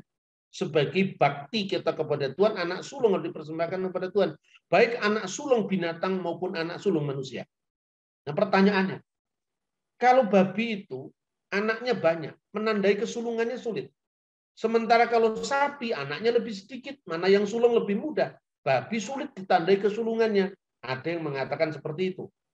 Tapi apa yang disebut hukum halal dan haram itu sesungguhnya bukan sama dengan Islam. Haram itu bukan berarti tidak higienis, nggak seperti itu alasannya. Coba cari satu literatur Yahudi dari masa kuno sampai modern. Tidak ada yang mengatakan kriteria halal dan haram itu karena mengandung cacing pita, itu tidak ada. Alasannya hukum karena memang tidak boleh bagi orang Yahudi. Itu kira-kira. Nah kemudian apa yang disebut halal itu sebetulnya dalam Alkitab bahasa aslinya adalah tahur. Bersih secara ritual. Bukan bersih secara higienis. Yang kedua yang diterjemahkan haram bagimu. Tame hulahem. Haram itu bagimu. Itu tame itu bagimu. Artinya yang tidak memenuhi syarat secara ritual. Nah, secara ritual karena apa? Ya karena babi anak sulungnya sulit tadi ditentukan. Salah satunya. Itu loh kira-kira. Maka setiap perintah dalam kitab suci itu memiliki konteks. Misalnya kitab Yesaya menceritakan jijiknya makan babi. Itu kan konteksnya babi campur persembahan berhala. Coba Anda sejarah. Di mana Tuhan pernah mengutuk orang makan babi? Tidak pernah. Kecuali kalau itu dikaitkan dengan penyembahan berhala. Bahkan dalam dokumen-dokumen Yahudi abad kedua sebelum Masehi, misalnya Yesua ben Sirach, itu dikatakan siapakah Goyim, siapakah Yehudim. Tidak ada bedanya. Bedanya asalkan mereka taat kepada Allah menurut aturan mereka masing-masing. Makanya ketika kisah para rasul itu menghadapi pemaksaan hukum Yahudi itu dikatakan apa? Hendaknya mereka menjauhi dari binatang yang dipersembahkan kepada berhala. Ini artinya abudah zarah, larangan penyembahan ilah asing. Yang kedua, mereka hendaknya menjauhi imoralitas seksual. Ini Gilui Arayot. Yang pertama itu abudah zarah dengan kelilat Hashem. Artinya tidak menghormati Tuhan. Kemudian imoralitas seksual, kemudian tindakan kekerasan yang dikenal dengan sefikut damim, penumpahan darah. Lalu makan binatang yang mati dicekik. Mana babinya? Tidak ada di situ putusannya. Makanya coba baca ensiklopedia Yahudi.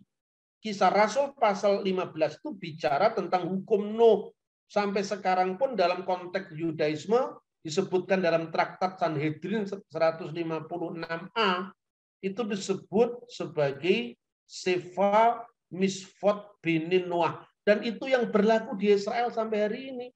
Makanya kalau Anda lihat KFC di Israel yang warnanya merah ditulis lo kosher.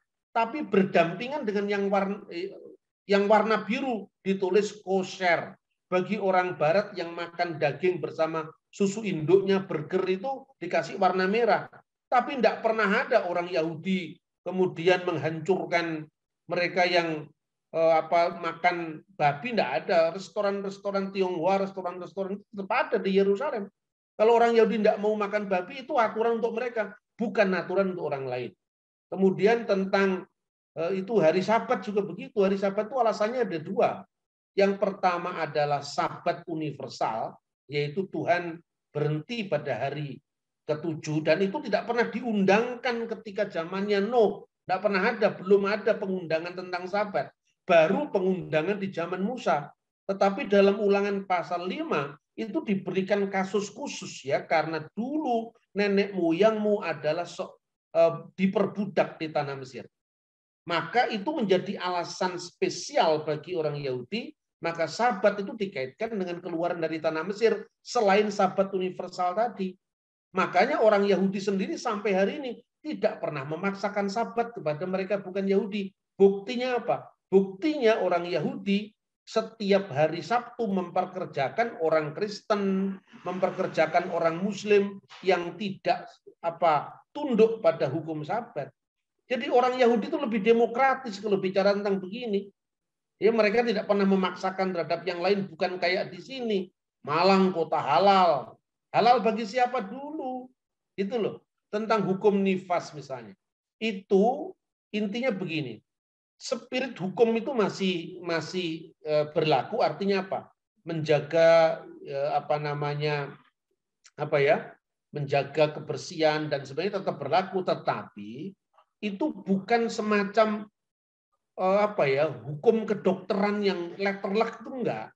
Orang Yahudi sendiri kan memahami hukum-hukum seperti itu berlaku, tetapi diterangkan secara medis dalam konteks hukum modern. Misalnya di gereja-gereja timur ya, orang yang pada saat haid kan tidak boleh mengambil perjamuan suci, itu masih dipertahankan sampai hari ini karena hukum itu sifatnya universal. Beda dengan hukum tentang makanan yang halal dan haram dan peringatan tadi. Itu saya kira ya. Baik, terima kasih Pak Bambang. Sebelum saya masuk yang ke chat, saya berikan kesempatan yang raise hand, Pak Amsal Sihombing. 1 menit pertanyaannya dan to the point. Dan mudah-mudahan Pak Bambang juga kemudian to the point juga menjawabnya supaya kita punya waktu untuk yang lain. Silakan Pak Amsal. Ya, selamat pagi Pak Bambang. Pertanyaan saya, 3 buku apa atau literatur apa yang Bapak sarankan untuk setiap kami yang mau memulai memperkuat informasi tentang sejarah gereja yang sehingga akan membantu kami juga yang kayak tadi Kak Steph bilang ya, tidak minder tapi juga melek dan sadar ketika mentafsirkan Alkitab itu dengan konteks sejarah dan sebagainya. Itu Pak, terima kasih. Ya, pertama-tama minimum yang harus kita baca adalah kronologi sejarah mulai dari zaman setelah para rasul sampai sekarang. Misalnya, kronologi sejarah setelah zaman para rasul itu The Apostolic Fathers. Jadi tulisan-tulisan murid-muridnya para rasul. Misalnya Didache yang tadi saya bilang sudah pernah diterbitkan oleh BPK Gunung Mulia itu. Kemudian surat Barnabas, bukan Injil Barnabas. Kalau Injil Barnabas itu The Gospel of Gumbali Mukio itu abad ke-16. Jadi The Epistle of Barnabas itu tulisan dari komunitas Barnabas di Alexandria. Ditulis sekitar tahun 100 Masehi. Kemudian surat-surat Ignatius dari Antioquia, itu ada 7 jumlahnya. Itu muridnya Petrus, muridnya Yohanes. Surat Polikarpus, surat Quadratus itu semua dihimpun dalam satu buku yang sudah diterbitkan. Itu Anda bisa membaca dari Amazon ya, bisa beli di Amazon. Itu Inggris, Yunani, itu bisa dibaca. Kemudian setelah itu zaman patristik, bapak-bapak gereja. Itu bisa kita cari di Google aja bisa kok. Anda misalnya sekarang kepingin membaca tulisannya Irenaeus, bukunya misalnya Adversus Heresis, itu di internet sekarang sudah di-online kan. Jadi zaman kira-kira 15 tahun yang lalu saya mempelajari ini belum ada itu online di internet itu. Saya harus mencari buku-bukunya langsung, tapi sekarang ini sudah mudah. Bahkan apa yang saya sampaikan tadi misalnya Traktat Sanhedrin 156a bahwa orang non-Yahudi tidak wajib iman pasal 11. Itu Anda bisa langsung klik di laptop atau di HP Anda, tulis saja Traktat Sanhedrin 156a Sefaria, akan muncul di situ. Mudah sekali. Jadi kalau saya ngomong tanpa dasar, Anda dengan mudah cross check. Saya memberi ceramah di anak-anak SMA Katolik di Tomohon. Saya bicara begini, anak-anak pada pegang HP-nya ngecek, ini Pak Bambang bener apa enggak. Setelah itu baru tanya jawab, dia, oh ya ternyata Pak Bambang betul yang diomongkan ada di sini. Sekarang mudah sekali. Jadi artinya kalau sekarang masih ada orang menjadi minder Wardahait kompleks itu, ya kemudian kita sendiri tidak siuman terhadap perkembangan yang begitu cepat mengubah dunia sekarang ini. Itu saya kira, Pak. Oke, terima kasih Pak Bambang untuk jawabannya. Ya, makasih Pak Amsal juga untuk pertanyaannya. Saya ke chat dulu. Pak Leona tanya begini Pak Bambang. Nasrani Mandean berarti beda dengan Nazorain Haireseos yang di Kisah Para Rasul ya? Iya. Mandean dengan itu ya. Apakah memang ada beberapa jenis nama sekte dengan nama Nasrani? Kalau Nasrani Mandean, Manikianisme, sepertinya kalau digabung jadi satu, terdengar seperti agama sebelah. Saya nggak tahu yang sebelah yang mana ya, maksudnya sebelah tetangga saya atau sebelah mana? Silakan, Pak. Ya begini ya, memang beda. Jadi istilah Nasrani di abad pertama sampai sebelum abad keempat lah itu dipahami sebagai orang-orang Yahudi yang percaya Yesus Kristus. Makanya dalam sumber Talmud pun sekalipun Nasrani dianggap itu sesat, tapi artinya mereka tidak menyangkal bahwa itu adalah orang Yahudi. Karena bagi orang Yahudi sekarang yang namanya misalnya orang-orang dari Yahudi Rabbinik itu mengatakan, kami orang Yahudi tidak pernah melakukan menyesat-nyesatkan bangsa lain, menyesatkan agama lain, tidak pernah bagi kami. Katanya orang Yahudi begitu. Yang kami lakukan itu hanya mengontrol sesama Yahudi. Jadi artinya gini, orang Yahudi sekarang, sekte misalnya Rabbinik ini tidak akan mengatakan Kristen sesat. Karena Kristen itu dianggap sebagai agama yang bukan Yahudi lagi. Tetapi yang dianggap sesat sama dia itu Nasrani. Karena Nasrani itu orang Yahudi yang percaya Mesias yang berbeda dengan mereka, gitu loh kira-kira. Nah itu abad pertama. Kemudian ketika munculnya sekte Nasrani Mandean itu bukan hanya satu varian. Banyak varian yang lain ya. Kadang-kadang nama Nasrani itu masih muncul dalam konteks orang menyebut kelompok Yerusalem tadi. Tapi makan dilihat konteksnya. Jadi sejak kelompok Mandayan, El-Kesaid, rata-rata mereka tidak mau disebut dengan Kristen. Jadi kita bisa membaca di tulisannya Epifanius dari Salamis itu abad ketiga. Dia mengatakan mereka tidak mau menyebut diri mereka Kristianos, tapi mereka menyebut diri mereka Nasoraios. Mereka tidak suka disebut Kristen, tapi mereka lebih suka disebut Nasrani. Karena kalau Kristen itu diidentikan dengan Yesus yang adalah Kristus. Dan Kristus itu dipahami tentu dengan sebagai ajaran standar gereja, ya, yang dibahkan konsili. Tapi ketika mereka mengatakan Nasrani itu mereka bebas menafsirkan apa makna itu. Tapi ketika Kristen mereka sudah tidak punya ruang lagi untuk menafsirkan itu. Kira-kira seperti itu. Kemudian kok mirip dengan ajaran Islam misalnya.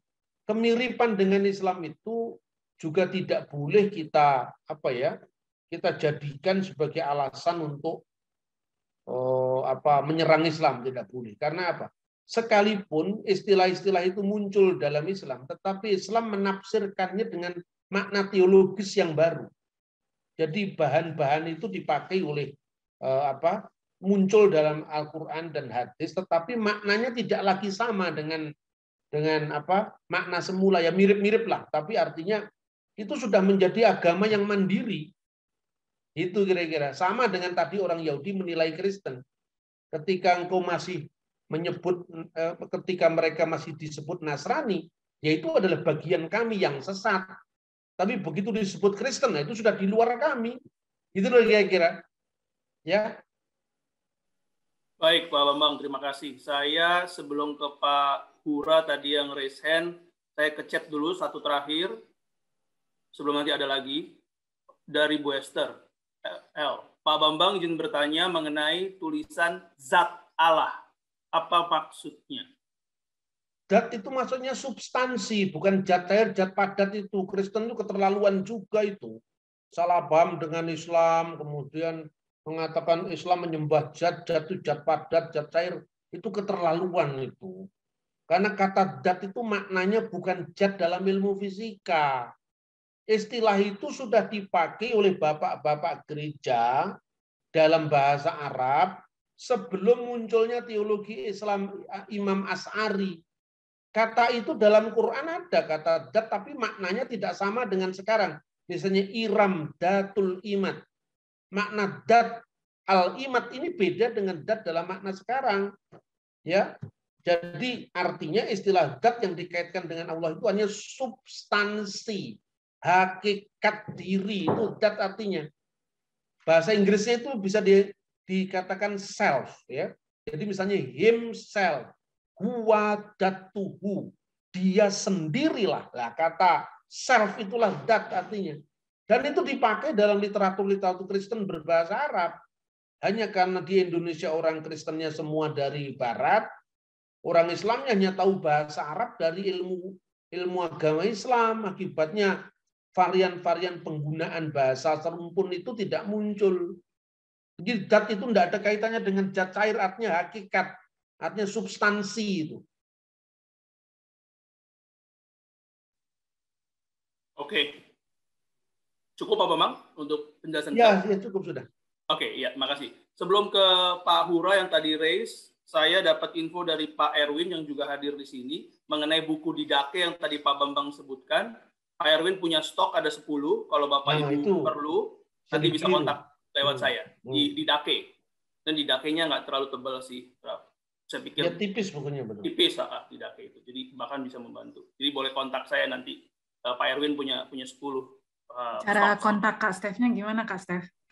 Boleh Kak Petra taruh di chat nomor WA ya. Nomor WA saya. Thank you. Saya ke Pak Hura dulu yang tadi sempat raise hand. Apa Bapak masih mau nanya langsung? Iya Pak. Silakan. 1 menit. Baik. To the point. Iya Pak. Baik. Terima kasih Pak Steve. Salam Pak Bambang. Salam. Sebenarnya tadi ada 2 pertanyaan yang perlu saya tanyakan yang mengenai Nasrayon tadi sama Kristianos ya, dan selain itu ada Nasrani yang lain juga tadi ada, dan di dalam Nasrani sendiri juga ada Nasrani yang Yunani dan yang Ibrani dan Aram gitu. Karena beberapa waktu lalu, mengapa saya ingin menanyakan demikian? Beberapa waktu lalu saya menerima informasi dari rekan saya sendiri yang juga belajar tentang sejarah Kristen mula-mula gitu. Beliau mengatakan kalau Nasrani itu bukanlah Kristen, tetapi itu adalah sekte bidah gitu. Nah itu perlu saya tanyakan sebenarnya, dan apa juga kaitannya terhadap rekan-rekan kita dari agama Islam yang sering menyebut kekristenan itu sebagai Nasrani gitu. Tapi ada tadi Bapak atau Ibu yang menanyakan itu ya, saya tidak perlu menanyakan lagi, atau mungkin nanti ada tambahan dari Pak Bambang gitu. Itu yang pertama. Yang kedua, mengenai Didake ini. Selain Didake juga, kalau tidak salah ada tulisan daripada para rasul sendiri atau yang menjadi tradisi pada gereja mula-mula itu yang sebelum tahun 100 itu sudah ditulis, dan banyak juga data mengatakan kalau itu ditulis oleh, itu ajaran daripada para rasul dan ditulis juga oleh para rasul dan atau murid dari rasul sendiri, seperti salah satunya Didake tadi gitu. Nah, yang ingin saya tanyakan tentang itu, kenapa itu tidak dimasukkan ke dalam kanon gitu Pak Bambang? Karena kan sesuai juga data yang saya tahu, ada 3 standar kitab itu dimasukkan ke dalam kanon. Contohnya apostolik, universal, dan yang satunya ada gitu, minimal 3 poin gitu. Nah, itu yang perlu saya tanyakan Pak. Terima kasih. Makasih, Pak. Terima kasih, Pak. Kalau boleh Pak Bambang menjelaskan 5 menit supaya masih ada waktu untuk ada pertanyaan yang satu lagi, Pak. Silakan. Iya. Terima kasih. Jadi kalau Nasrani dianggap sekte sesat, yaitu Nasrani yang dari abad ke-4 tadi. Dan itu yang dikenal oleh Islam. Tetapi jangan hanya berhenti di abad keempat. Karena kalau kita menganggap semua Nasrani itu adalah sesat, maka Kisah Rasul pasal 24 itu tidak ada artinya. Karena Paulus sendiri di opini publik disebut orang Nasrani, sekte Nasrani. Makanya sebetulnya belajar sejarah gereja itu tidak boleh fragmentaristik. Setelah abad keempat memang Nasrani bermakna negatif. Dan itu kemudian oleh gereja-gereja sekarang di dunia Arab, mereka tidak mau disebut Nasrani. Saya setuju ketika orang Kristen di Indonesia menolak disebut Nasrani, karena pemahaman tentang Nasrani ya Nasrani dari abad keempat tadi, setelah abad keempat tadi. Nah, tetapi ketika kita bicara tentang sejarah gereja abad keempat, abad ketiga, abad kedua, abad pertama, ya kata Nasrani tidak semuanya seperti yang dipahami oleh abad keempat tadi. Jadi saya kira itu. Jadi benar kalau dikatakan Nasrani itu sekte bid'ah Kristen, tetapi itu yang abad keempat tadi. Ya, kemudian yang dari abad pertama itu kan memang itu identitas gereja Yerusalem seperti itu, ya. Kemudian kenapa itu tidak masuk dalam kanon? Ya karena itu memang bukan kitab suci. Misalnya sekarang Didache sendiri mengutip Injil Matius. Ya, jadi artinya kemungkinan ya posisi sang penulis sendiri tidak menyamakan dengan kitab suci. Seperti itu. Jadi misalnya seperti surat-surat Ignatius. Itu banyak sekali kutipan-kutipan dari keempat Injil, dan di situ mereka sudah membedakan dirinya dengan kitab suci. Sekalipun itu ditulis oleh Ignatius, muridnya para rasul sendiri, dia mengatakan misalnya Injil-Injil disebut dengan memori para rasul. Yang kemudian juga disebutkan dalam catatan Irenaeus yang muridnya Polikarpus. Seperti semua tindakan-tindakan, pengajaran-pengajaran, mujizat-mujizat Yesus yang masih disaksikan pada zaman itu, maksudnya zaman Polikarpus, yang semuanya bersesuaian dengan kitab-kitab suci. Jadi artinya surat-surat Polikarpus tidak identik dengan kitab suci. Nah, kemudian Clement dari Roma. Clement dari Roma itu mengutip kitab-kitab Perjanjian Lama, dan sesungguhnya dia mengutip surat Rasul Paulus yang disebutkan sebagai kitab suci. Jadi Clement dari Roma itu kan menulis tahun 90 Masehi. Itu sejaman dengan penulisan Yohanes, tetapi dia sendiri tidak menyebut dirinya kitab suci. Nah, memang kanon ini kan berkembang ya, tetapi itu yang menjadi rujukan, sehingga selain kitab suci, gereja kuno memiliki paradosis suci.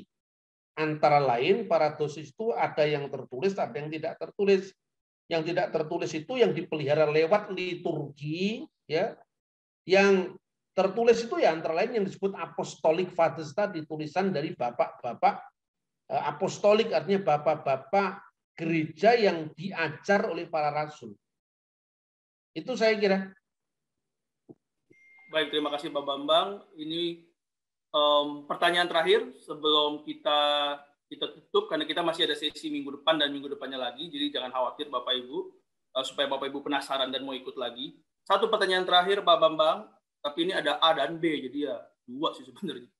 Pak Bambang, kira-kira apa, tadi mungkin sudah jelaskan ya, apa alasannya banyak pejabat, ulama, kaum muslim menyebut agama Kristen dengan agama Nasrani, apakah kita terima saja?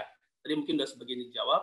Yang B-nya, kalau tadi Bapak sebutkan mengenai Palestina, apakah Palestina yang sekarang itu sama dengan Filistin Goliat yang dulu? Apakah mereka satu darah begitu? Silakan Pak Bambang. Ya. 3-4 menit. Ya, terima kasih. Jadi kalau saya sendiri istilah Nasrani itu ya saya tolak kalau untuk dikaitkan dengan gereja pada umumnya. Karena lebih banyak menimbulkan salah paham ketimbang tidak. Deskripsi Quran tentang orang Nasrani itu kebanyakan merujuk kepada bidat-bidat Kristen yang tidak mewakili ajaran Kristen. Misalnya tentang Tritunggal yang disebutnya ketiga dari yang tiga. Itu kan bukan ajaran Kristen. Maka lebih aman ketika kita mengatakan kami bukan Nasrani. Saya kira banyak ahli Islam yang sudah sadar seperti Pak Mun'im Siri. Dia mengatakan kekristenan itu beda dengan Nasrani yang disebutkan Al-Quran. Ya itu saya kira jalan dialog. Jadi saya sering juga mengatakan seperti itu di forum-forum terbuka, tentu bukan dalam semangat polemik yang menyerang orang lain, tapi mendudukkan persoalannya kepada data yang sebenarnya ya. Itu saya kira tentang istilah Nasrani. Kemudian yang kedua tadi apa? Mengenai Palestina yang tadi hubungannya dengan Alia Capitolina, apakah Palestina itu sama dengan Filistin, Goliat yang dihadapi Daud dulu, Pak? Apakah satu garis? Ya, Palestina yang sekarang ini orang-orang Arab sebetulnya. Orang-orang Arab yang tinggal di wilayah Israel. Dan mereka itu pendatang yang muncul setelah zaman Islam. Setelah zaman Islam. Jadi bagaimana orang-orang Filistin kuno itu sebetulnya nggak terlacak lagi. Tidak terlacak ya seperti bagaimana juga bangsa-bangsa lain yang campur baur di tempat itu. Ya artinya ya kemungkinan saja ada perkawinan silang antara penduduk lokal zaman dulu dan sampai sekarang.